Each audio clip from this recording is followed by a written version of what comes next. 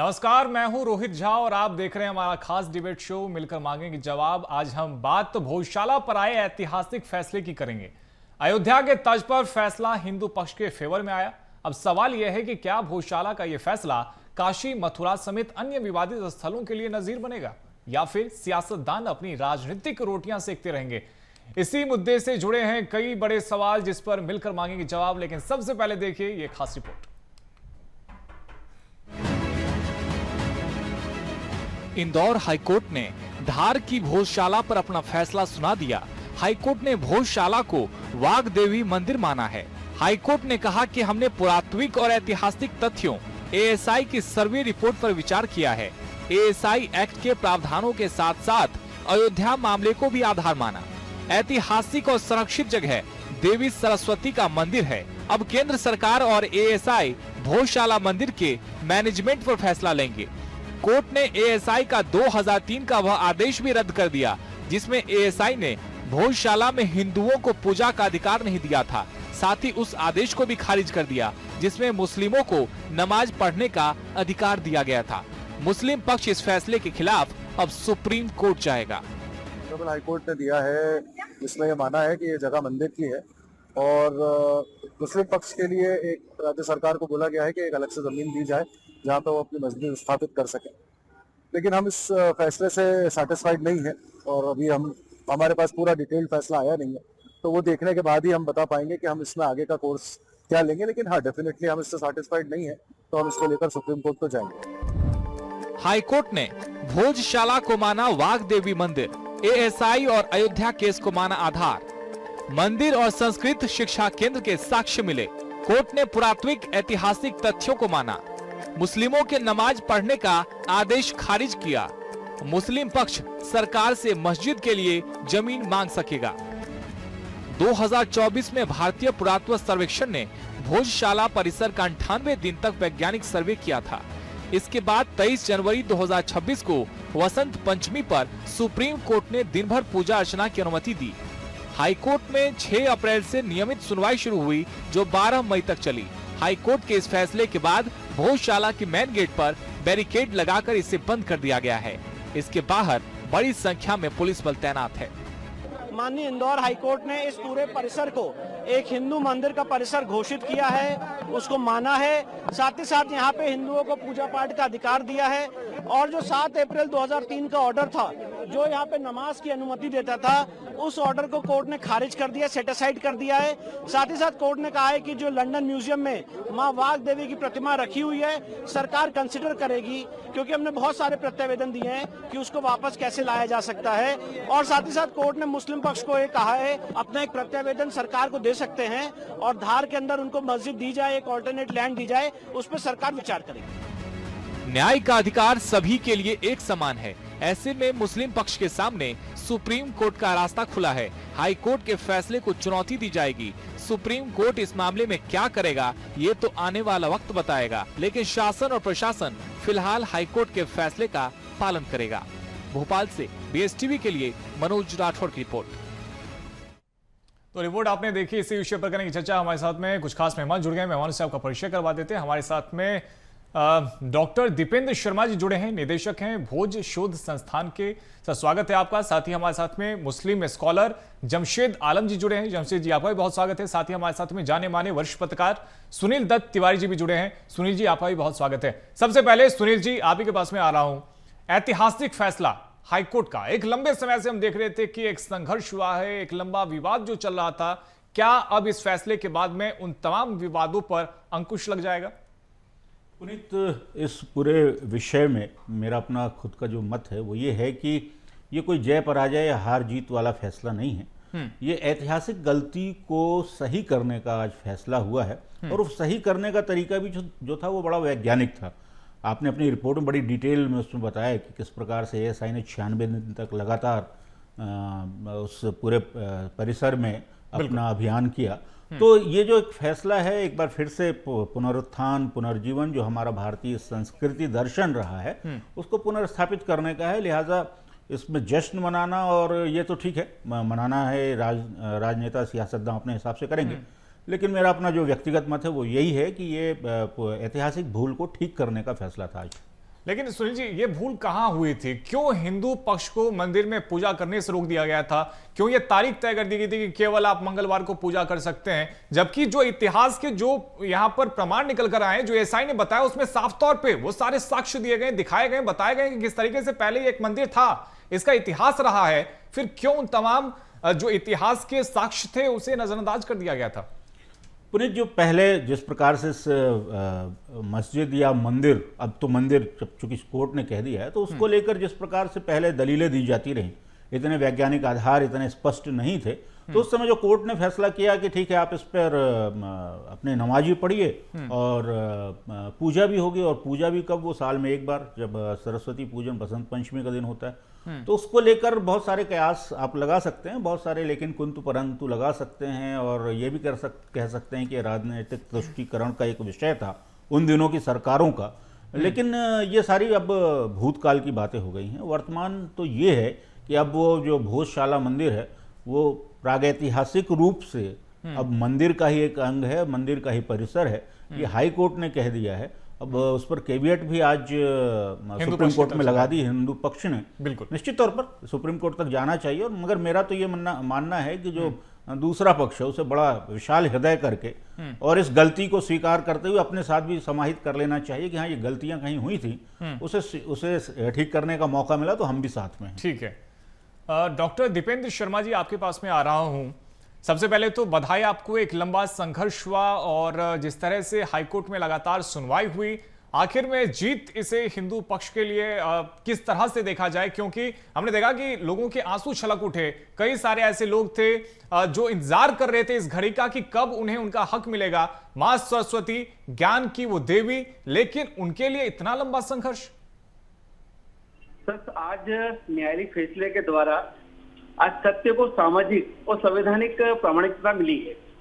बिल्कुल आपने सही कहा, एक लंबा संघर्ष था, और वो संघर्ष था भोजशाला के पुनर्स्थापन को लेके, भोजशाला की असली पहचान को लेके, भोज के ज्ञान को लेकर। मेरा शुरू से मानना है सर कि ये भोजशाला विवाद की विषय था ही नहीं, ये समाज का विषय है, ये शास्त्रार्थ का विषय है। क्योंकि भोजशाला की जो मूल पहचान थी कि कश्मीर से कल्हड़, भारवी, माघ और भट्ट ऐसे विद्वान बाहर आते थे, साहित्य का सृजन करते थे, ऐसा साहित्य रचते जो समाज, संस्कृति और मानवता के लिए काम करता था। उनके 84 अलग अलग विषयों के ग्रंथ है, बहुत सारे ग्रंथ भोज शोध संस्थान में संरक्षित किए जा चुके हैं। ये ग्रंथ आज भी प्रासंगिक है, जितने भोज प्रासंगिक है, जितनी भोजशाला प्रासंगिक है, उतना उनका साहित्य प्रासंगिक है। और इस प्रासंगिकता पे जब आक्रांताओं ने आक्रमण किए, हमारे ग्रंथ जला डाले, हमारे भोजशाला का विध्वंस किया, तो उन 84 ग्रंथों में से आज दुनिया में केवल 21 बचे हैं, बाकी सब ग्रंथ भी नष्ट हो गए। तो संघर्ष केवल प्रतिमा का नहीं था, संघर्ष केवल स्थान का नहीं था, संघर्ष था ज्ञान को संरक्षित करने का।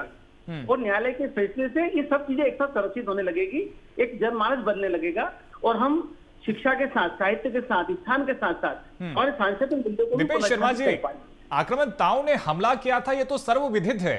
फिर वो कौन से लोग हैं जो इस तथ्य को नकार रहे थे, जो ये कह रहे थे, मानने को तैयार नहीं थे कि भाई साहब गलती हुई है? जो बात सुनील जी कह रहे हैं कि अगर इतिहास में गलती हुई थी तो उस गलती को सुधारा तो तब जाएगा जब उसे स्वीकारा जाएगा। कोई स्वीकारने के लिए कोई तैयार नहीं था। जी बिल्कुल सर, इसलिए स्वीकारने को तैयार नहीं था कि जिसे सत्य स्वीकार लेते तो उनका आधिपत्य खत्म हो जाता है, उनका अधिकार खत्म हो जाता है।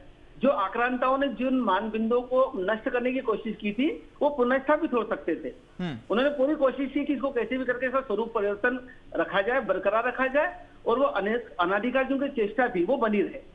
लेकिन सर सत्य को आप अधिक समय तक दबा नहीं सकते हैं, और हम तो इस बात के लिए बड़े खुश हैं कि आज सत्य संविधान के साथ साथ, समाज के साथ साथ आज ऐसे विद्वानों की सभा के साथ अनावरत हुआ है और पुनर्स्थापित होगा। ठीक है, जमशेद जी के पास में चलते हैं। जमशेद आलम मुस्लिम स्कॉलर है। जमशेद जी, मानते हैं आप सत्य की जीत हुई है? अभी तो न्याय बाकी है, अभी न्याय बाकी है, और हम सुप्रीम कोर्ट पर अपना पूरी आस्था, विश्वास जैसे पहले भी रखा था, आज भी रखे हैं। लेकिन मेरा ये मानना है कि आप कह रहे थे कि गलती के सुधार के लिए क्या किसी को पश्चाताप है। सवाल ये है कि आप लोग पूरे पैनलिस्ट और आपको स्वयं मिला करके मैं पूछना चाहता हूँ, क्या आपका संविधान में विश्वास है? अरे क्यों नहीं है, बिल्कुल है, हर भारतवासी का संविधान में विश्वास है। आपका है। जीते हैं। बिल्कुल है। हम संविधान का दुरुपयोग नहीं करते, हम संविधान के तो माध्यम से फिर समाज आर्टिकल को 25 से संरक्षित करने 30 का के काम बीच में करते हैं। जब प्लेसेस ऑफ वर्शिप एक्ट की बात हुई थी कि जो जहां है, जैसा है, जिस स्थिति में है वो वही रहेगा। प्लेस ऑफ वर्शिप एक्ट में ही फिर वो एएसआई संविधान को तोड़ के, मरोड़ ठीक के है, ये सब क्या है? ठीक है, आप जो वैसा सवाल कर रहे हैं उस रहेगा तो हम सवाल का बोल तो आपको कर रहे हैं, जवाब भी गौशाला मिलेगा। जैसी थी वैसी बनाने की कोशिश कर रहे हैं। ये जो अन्याय हुआ था हिंदू समाज के साथ, गौशाला के साथ, उसी को हम न्याय दिलाने की कोशिश कर रहे हैं। उसको आपने सही कहा कि जैसा वैसे रहना चाहिए, तो गौशाला जैसी थी वैसे रहना चाहिए। मैं वही तो कह रहा हूँ, पहले का हिंदू न्याय प्रिय था, पहले का हिंदू न्याय योग्य था, पहले का हिंदू दयालु हुआ करता था। अब दया के भाव खत्म हो गए। अब मस्जिदों के नीचे मंदिर ढूंढ रहे हैं ताकि दया की उनके अंदर आ जाए। हिंदू आज भी संविधान को मानता है, हिंदू आज भी सामाजिक मूल्यों को मानता है, मानवीय मूल्यों को मानता है। हमने किसी की मस्जिद जाके तोड़ी नहीं है, सहारा हमने लेकर गौशाला को पुनर्स्थापित करने की कोशिश की, एएसआई को आगे करके, खत्म करने की जिसमें कोशिश मुस्लिम की। पक्ष जो को अन्याय साथ नहीं रखा जाता, उसको हमने खत्म करने किसी की मुस्लिम पक्ष को साथ नहीं रखा जाता। और जमशेद जी, आपको ऐसा क्यों लग रहा है कि एएसआई भेदभाव कर रहा होगा? एएसआई पे आपका विश्वास क्यों नहीं है? ठीक है, ठीक है जमशेद जी, एएसआई पे विश्वास क्यों नहीं है? एएसआई आप और हम में से है। जैसे अंग्रेजों के साथ 60 रुपए महीना दलाली लेने वाले कुछ लोग हुआ करते थे, वैसे ही एएसआई के लोग भी होते हैं। बिल्कुल गलत आरोप है। ठीक है, हमारे जो सवाल कर रहे थे उसका जवाब हमारे साथ में पुनीत तिवारी जी भी जुड़ गए हैं, अधिवक्ता हैं, वरिष्ठ अधिवक्ता हैं। पुनीत तिवारी जी, जो बात यहां पर जमशेद जी उठा रहे थे वो ये कह रहे थे अगर प्लेस ऑफ वर्शिप एक्ट अगर लागू है तो फिर कैसे उस पर फैसला लिया जा रहा है? क्यों उसके जो वर्तमान स्थिति है उसको उसी में नहीं रखा जा रहा? क्यों बदलाव किया जा रहा है? जरा जवाब दीजिएगा इन्हें। देखिए, जो जमशेद जी कह रहे हैं मैं उससे सहमत नहीं हूँ। कोर्ट जो फैसला देती है वो तथ्यों के आधार पर देती है और प्रामाणिकता के आधार पर देती है। कोर्ट के समक्ष जो तथ्य आए उन्होंने प्रमाणित किया कि वास्तविक रूप से ये मंदिर था, उस आधार पे फैसला आया है कोर्ट का। अब फैसले का निर्वचन लोग अपनी सुविधा के अनुसार अपने अपने हिसाब से करते हैं, जैसा कि जमशेद जी कर रहे हैं। अगर तथ्य कोर्ट में प्रमाणित होते उनके पक्ष में तो फैसला उनके पक्ष में जाता। कोर्ट के सामने तथ्य प्रमाणित हुए हिंदू पक्ष में तो फैसला उनके पक्ष में गया।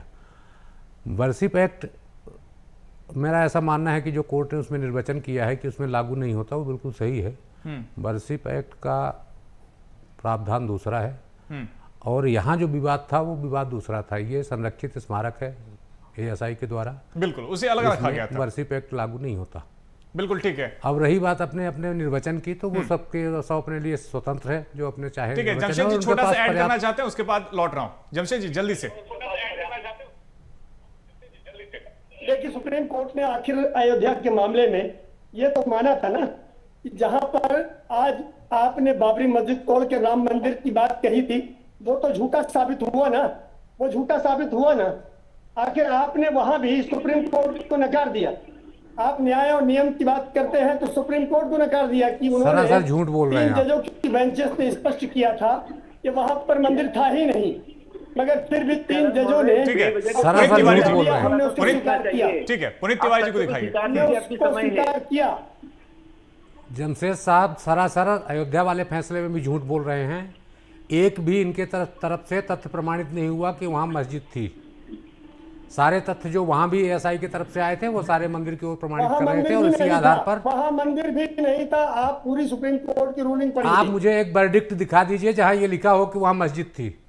वहाँ आप मुझे दिखा दीजिए कि वहाँ मंदिर था। मंदिर था, वर्डिक्ट आप पढ़ लीजिए, सुप्रीम कोर्ट का फैसला पढ़िए। नहीं था, बरवली बातें मत कीजिए। आप पढ़िए पूरी रूलिंग उठा के। पूरी पढ़ी हुई है, आप पढ़िए और उसका निर्वचन डॉक्टर करिए। दीपेश शर्मा जी भी कुछ ऐड करना चाहते हैं। काम रह गया डॉक्टर है, दीपेश शर्मा जी। केवल मस्जिदों के नीचे मंदिरों को ढूंढना। अगर बनाया गया है अवैध रूप से तो तोड़ा जाएगा। मस्जिदों के सामने डांस करना। अवैध चीज कभी भी वैध नहीं हो सकती किसी भी हालत में। डॉक्टर दीपेश शर्मा जी, ठीक है। ये दोनों अदालतों से ऊपर भी एक अदालत है, अभी उसका नियम और निर्णय आना बाकी है सर। लेकिन उस सुप्रीम कोर्ट के आदेश को भी तो अभी आप चैलेंज कर रहे हैं। तो फिर नहीं करना चाहिए ना, फिर जाना चाहिए वहाँ। अगर आपको ये पता है कि अभी और अदालत है तो फिर यहाँ ये नहीं तथ्य डालना चाहिए कि गलत है, फिर वहाँ जाना चाहिए, फैसला करवाना चाहिए।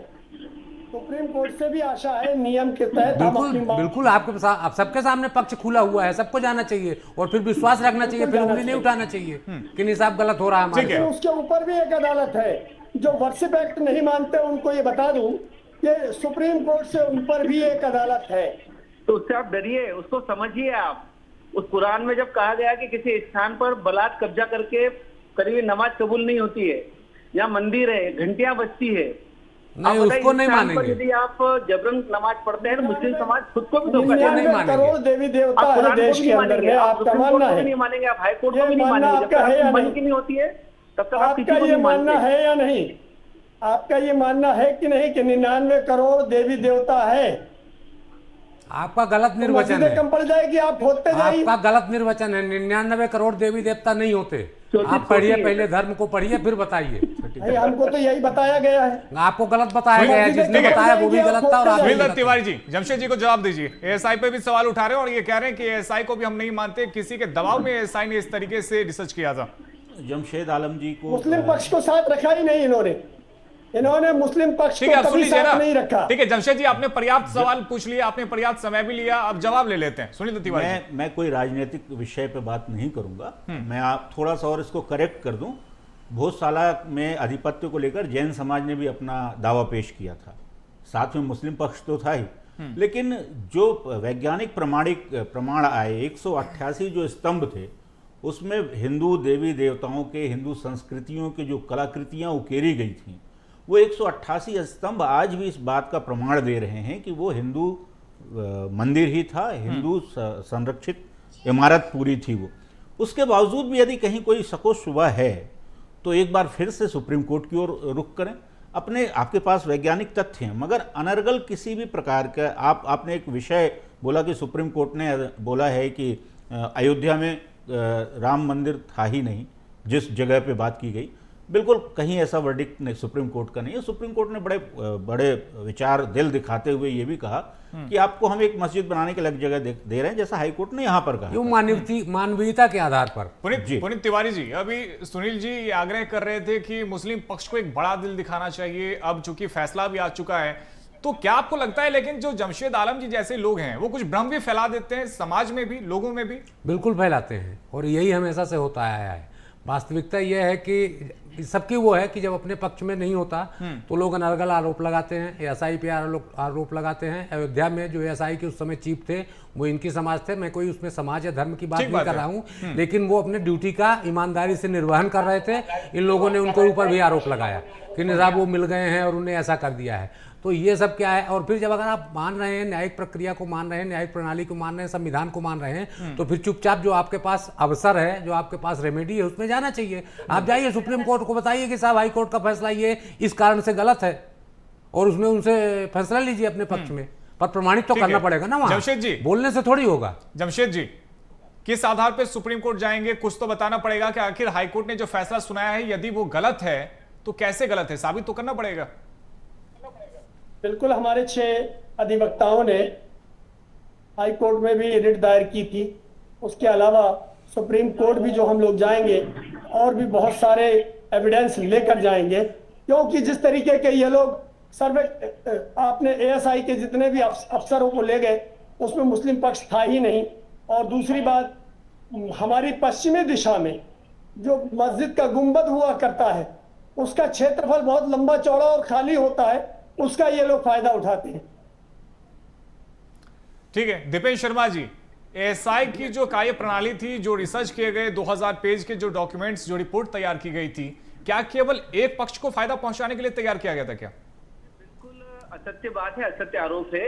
एएसआई की रिपोर्ट पूरी तरह निष्पक्ष थी, क्योंकि एएसआई ने कोई कागजी रिपोर्ट नहीं बनाई। एएसआई ने स्थान पर जाकर खुदाई करके तथ्यों के आधार पर रिपोर्ट बनाई। किसी भी संवैधानिक संस्था पर इस तरह का आरोप लगाना बड़ी आसान बात हो सकती है, लेकिन सत्य को नकारना नहीं चाहिए। भोजशाला को जिसने भी देखा है, वो माननीय न्यायाधीश हो, आम जनता हो, पत्रकार हो, उस स्थान को देखते से ये बात स्पष्ट हो जाती है कि भोजशाला विशुद्ध रूप से सरस्वती का ज्ञान केंद्र है। वहां पे अवनिकुर्म शतक और पारिजात मंजरी श्लोक लिखे हुए हैं, वहां पे संसद की वर्णमाला आज भी देखी जा सकती है। ठीक है, वहाँ पे सुनीता तिवारी मूर्तियां जी, हैं। क्या अभी तो भी हम इस लोगों के मन में ऐतिहासिक कोई बात सवाल, को कोई बिल्कुल संशय होनी मान्यता चाहिए देनी क्या?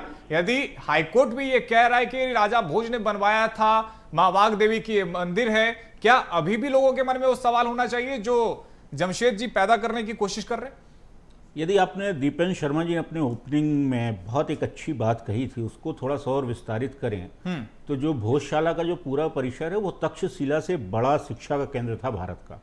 और जिस कमाल मौला की बात की जा रही है कि वो कमाल मौला की वहाँ पर मस्जिद है, कमाल मौला खुद 36 साल तक वहाँ पर रहे और तक वो उस भोजशाला परिसर में उन्होंने विभिन्न ग्रंथों का अध्ययन किया था। बाद में सारी विषय आए तो उस पूरे भोजशाला को ज्ञान के केंद्र के रूप में स्थापित किया गया और इसलिए वो माँ सरस्वती का मंदिर बना, जहाँ पे वाग देवी की प्रतिमा अभी स्थापित होनी। अभी मध्य प्रदेश के मुख्यमंत्री का एक बयान भी आया है, उन्होंने स्पष्ट किया है कि माँ वाग देवी की प्रतिमा को लाने के लिए बहुत जल्दी प्रयास ठीक किया है, जाएगा। कोशिश की जाएगी। जमशेद जी, जल्दी से छोटा सा जवाब देना चाहते हैं आप? देखिए 500 साल पुराने इतिहास में ये नई नई चीजें लेकर आ रहे हैं। आज भी जुमे के दिन वहां पर नमाज अदा की गई, तो ये इजाजत तुष्टीकरण की किसने दी वजह से, थी? ये तुष्टीकरण की नमाज वजह से। कैसे हो रही थी? ये छल बल कपट शाम दाम दंड भेद की राजनीति के अलावा कुछ नहीं।